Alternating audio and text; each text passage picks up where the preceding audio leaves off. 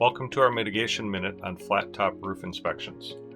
Flat roofs are not actually flat, but have a very slight roof pitch of between a 1/4 inch to a 1/2 inch per foot, which is just enough to drain water, but also flat enough to be a problem if not constructed properly.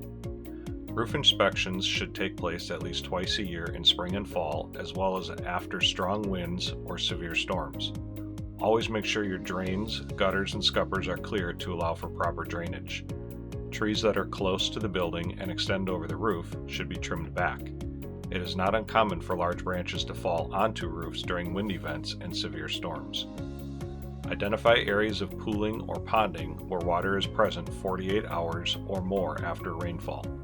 This could indicate poor roof design, improper installation, or improper drainage systems, among other reasons. Inspect all penetrations, including HVAC systems, vents, pipes, to ensure surrounding flashing is properly installed and fully adhered or anchored to prevent water intrusions. As always, make sure to document all inspections.